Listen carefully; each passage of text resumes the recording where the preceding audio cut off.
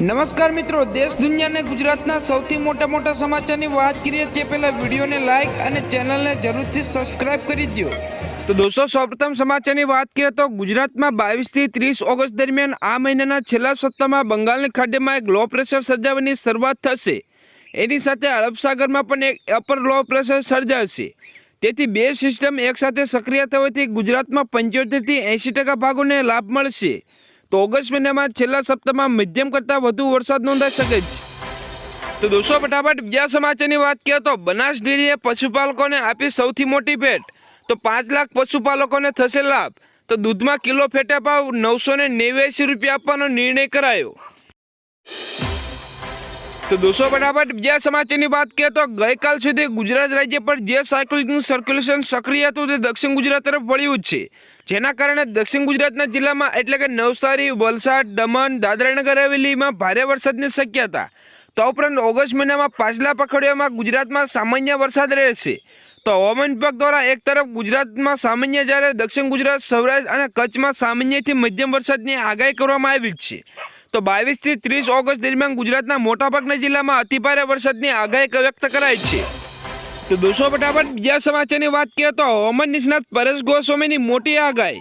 તો રક્ષાબંધન બાદ ગુજરાતમાં સારા વરસાદના એંધાણ કરવામાં આવ્યા છે। તો ઓગસ્ટના છેલ્લા 10 દિવસમાં ગુજરાતમાં ભારે વરસાદ થઈ શકે છે। તો 20 થી 22 ઓગસ્ટ વચ્ચે અરબી સમુદ્રમાં વરસાદી સિસ્ટમ સક્રિય થાય તેવી શક્યતા। તે અરબી સમુદ્રની સિસ્ટમ ગુજરાતમાં મેઘમહેર લાવશે તેવી સંભાવના। તો આગામી 22 થી 30 ઓગસ્ટ સુધી રાજ્યમાં ભારેથી અતિભારે વરસાદની આગાહી કરવામાં આવી છે। તો દોસ્તો, ફટાફટ બીજા સમાચારની વાત કરીએ તો સુરત શહેરમાં આગામી 19 ઓગસ્ટના રોજ રક્ષાબંધનનો તહેવાર આવી રહ્યો છે, ત્યારે સુરત શહેરમાં રક્ષાબંધનના દિવસે સુરત સિટી લિંક દ્વારા અંતર્ગત BRTS બસો તેમજ સિટી બસોમાં તમામ બહેનોને તેમજ 15 વર્ષ સુધીના બાળકોને ફ્રીમાં મુસાફરી કરવાની જાહેરાત કરવામાં આવી છે। ફટાફટ બીજા સમાચારની વાત કરીએ તો અમદાવાદમાં સોના અને ચાંદીના ભાવમાં ત્રીજો ઉછાળો જોવા મળ્યો, જ્યારે 10 ગ્રામ સોનાના ભાવ 73,800 રૂપિયા થયા, જ્યારે ચાંદીના ભાવ કિલો દીઠ 82,000 રૂપિયા 1,000 રૂપિયા વધીને 84,000 રૂપિયા થયા। દોસ્તો, ફટાફટ બીજા સમાચારની વાત કરીએ તો ગુજરાતમાં વર્ષ 2009 થી યોજાતા મોન્સૂન ફેસ્ટિવલને લઈને સ્થાનિક અને સાપુતારા ખાતે આવતા પ્રવાસી અનેરો ઉત્સાહ જોવા મળી રહ્યો છે। તો 29 જુલાઈ 2024ના રોજ ઉદ્ઘાટન સમારોહ યોજાયો હતો, ત્યારથી લઈને 16 ઓગસ્ટ 2024 એટલે કે 18 દિવસમાં 1,19,000 જેટલા પ્રવાસી મેઘમલ્હાર પર્વતને આનંદ ઉઠાવી રહ્યા છે। તો દોસ્તો, ફટાફટ બીજા સમાચારની વાત કરીએ તો હાલ છેલ્લા કેટલાક દિવસથી ગુજરાતમાં મેઘરાજાએ આરામ લીધો છે, ત્યારે આજે હવામાન વિભાગ દ્વારા સમગ્ર રાજ્યમાં ગાજવીજ સાથે હળવાથી મધ્યમ વરસાદની સંભાવના વ્યક્ત કરાઈ છે। તો આ સાથે આગામી 23 ઓગસ્ટ સુધી કેટલું હવામાન રહેશે તેને લઈને પણ આગાહી કરવામાં આવી છે। તો આજે અને આવતીકાલે સમગ્ર રાજ્યમાં ગાજવીજ સાથે હળવાથી મધ્યમ વરસાદની આગાહી કરવામાં આવી છે। તો દોસ્તો, ફટાફટ બીજા સમાચારની વાત કરીએ તો અમદાવાદના તમામ વિસ્તારમાં 2 દિવસ નો ડ્રોન ફ્લાય ઝોન જાહેર। તો અમિત શાહની મુલાકાતને લઈને પોલીસ કમિશનરનું જાહેરનામું। તો ફટાફટ બીજા સમાચારની વાત કરીએ તો રાખડીના દોરાનું મહત્વ અંકબંધ। અમદાવાદના પોસ્ટ ઓફિસમાંથી 3 લાખથી વધુ રાખડીઓ દેશ વિદેશમાં મોકલવામાં આવી। તો દોસ્તો, ફટાફટ બીજા સૌથી મહત્વના સમાચારને લઈને વાત કરીએ તો મંકીપોક્સ વાયરસને લઈને કેન્દ્ર સરકાર સાવચેત, જેપી નડ્ડાએ અધિકારીઓ સાથે બેઠક યોજી। ફટાફટ બીજા સૌથી મહત્વના સમાચારની વાત કરીએ તો સ્વીડને મંકીપોક્સના તેના પ્રથમ કેસની પુષ્ટિ કરી છે, જે આફ્રિકાની બહાર જોવા મળેલો પ્રથમ કેસ પણ છે। માત્ર એક દિવસ પહેલા વર્લ્ડ હેલ્થ ઓર્ગેનાઇઝેશને 2 વર્ષમાં બીજી વખત રોગની વૈશ્વિક જાહેર કરીને આરોગ્ય કટોકટી જાહેર કરી છે। તો કોંગોથી પણ વધુ ગંભીર પ્રકારનો રોગ આસપાસના દેશોમાં ફેલાઈ ગયા બાદ WHO તેને આરોગ્ય કટોકટી જાહેર કરી છે। દોસ્તો, ફટાફટ બીજા સમાચારની વાત કરીએ તો સુરતના હીરા ઉદ્યોગમાં મંદીનો માહોલ સર્જાતા મંદીના રત્ન કલાકારોની હાલત કફોડી બની છે। તો હાલ પરવર્તી રહેલી મંદીના કારણે હીરા ઉદ્યોગમાં વેકેશનનો માહોલ જોવા મળ્યો છે, જેને લઈને હીરાના કારખાનામાં વેકેશન પડતા ડાયમંડ વર્કર યુનિયન નાયબ શ્રમ આયુક્ત વિભાગે લેખિતમાં રજૂઆત કરવામાં આવી છે। તો હાલ ડાયમંડમાં મંદીના કારણે 5 લાખથી વધુ રત્ન કલાકારો પર અસર થઈ છે, ત્યારે આ મંદીના કારણે આર્થિક પરિસ્થિતિ પર અસર પડતા 16 મહિનામાં 65 રત્ન કલાકારોએ આપઘાત કર્યો હોવાની માહિતી મળી છે। સો ફટાફટ બીજા સમાચારની વાત કરીએ તો ભારતીય રેલવેમાં નોકરી મેળવવા માટે સારા સમાચાર। તો તમારે પણ એક શ્રેષ્ઠ તક છે। તો આરઆરબીએ પેરામિડ 1376 જગ્યા માટે લાયક ઉમેદવારો પાસેથી અરજી મંગાવી છે. તો મોટાભાગની પોસ્ટ માટે વયમર્યાદા 18 થી 33 વર્ષ છે, પરંતુ 43 વર્ષ સુધીના ઉમેદવારો અરજી કરી શકે છે. તો આ જગ્યા માટે અરજીપત્ર ઓનલાઈન કરી શકે છે. તો દોસ્તો ફટાફટ બીજા સમાચારની વાત કરીએ તો વર્લ્ડ હેલ્થ ઓર્ગેનાઇઝેશન એમપોક્સના વધતા જોખમને લઈને આ વાયરસને વિશ્વ આરોગ્યની કટોકટી જાહેર કરી છે.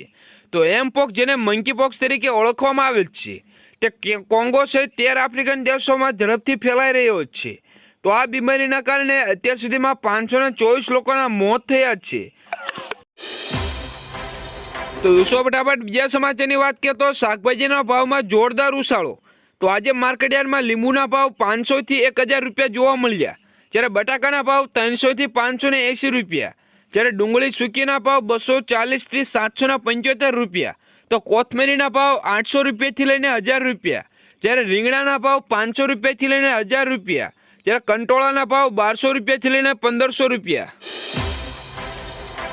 ફટાફટ બીજા સમાચારની વાત કરીએ તો મહિલાઓ માટે સારા સમાચાર.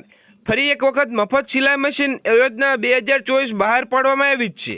તો મહિલાને ઘર બેઠા સ્વરોજગારી અને આત્મનિર્ભર બને તે માટે સરકાર દ્વારા વિવિધ યોજના લાવવામાં આવે છે. તો રાજ્યની આર્થિક રીતે નબળી મહિલાને સરકાર દ્વારા વિનામૂલ્ય ફ્રી સિલાઈ મશીન આપવામાં આવે છે. દોસ્તો ફટાફટ બીજા સમાચારની વાત કરીએ તો બદલી માટે રાહ જોયેલા શિક્ષકો માટે વધઘટ તથા જિલ્લાના આંતરિક બદલીઓની તારીખો જાહેર કરાઈ છે. તો જેમાં રાજ્યમાં આંતરિક બદલીના 2 તબક્કા કરવામાં આવશે. તો જિલ્લામાં આંતરિક બદલી કેમ્પ પ્રથમ તબક્કામાં 24 થી 28 ઓગસ્ટ દરમિયાન પૂર્વ તૈયારી થશે. તો બદલી કેમ્પમાં 1 થી 22 સપ્ટેમ્બર દરમિયાન યોજાશે. તો જિલ્લામાં આંતરિક બદલી બીજા તબક્કામાં પૂર્વ તૈયારી માટે 24 થી 27 સપ્ટેમ્બર દરમિયાન યોજાશે. તો ફટાફટ બીજા સમાચારની વાત કરીએ તો હવામાન નિષ્ણાત પરેશ ગોસ્વામીની મોટી આગાહી. રાજ્યમાં 18 ઓગસ્ટ સુધી છૂટાછવાયો વરસાદ જોવા મળશે, જ્યારે 21 ઓગસ્ટ બાદ રાજ્યમાં ફરીવાર વરસાદનું જોર વધશે. તો દોસ્તો ફટાફટ બીજા સમાચારની વાત કરીએ તો રાજ્ય સરકારની શ્રવણ તીર્થ યોજના હેઠળ સૌથી વધુ 1.38 લાખ શ્રદ્ધાળુઓએ મેળવ્યો લાભ. તો વડીલો શ્રદ્ધાળુઓને રૂપિયા 10.25 કરોડથી વધુ રકમની સહાય ચૂકવી. દોસ્તો ફટાફટ બીજા સમાચારની વાત કરીએ તો રક્ષાબંધનને ધ્યાનમાં રાખીને એસટી નિગમનો મોટો નિર્ણય. 17 થી 20 ઓગસ્ટ દરમિયાન 6500 એક્સ્ટ્રા બસનું ટ્રીપ આયોજન છે.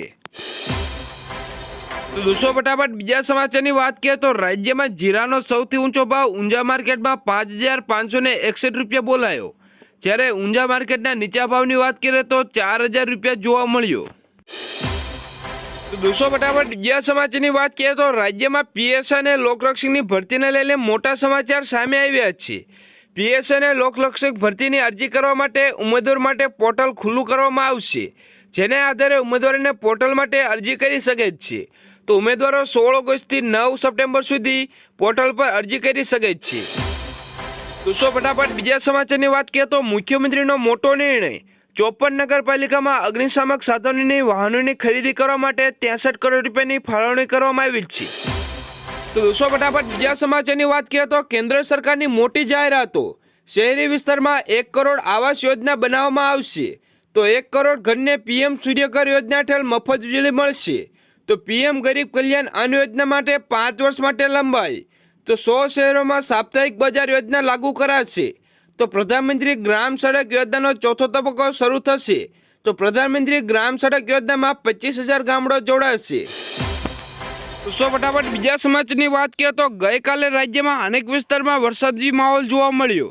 તો બોટાદ જિલ્લામાં પણ વરસાદી ઝાપટા જોવા મળ્યા. તો બપોર બાદ અચાનક વાતાવરણમાં પલટો થતાં રાજ્યના અનેક વિસ્તારી માહોલ જોવા મળ્યો.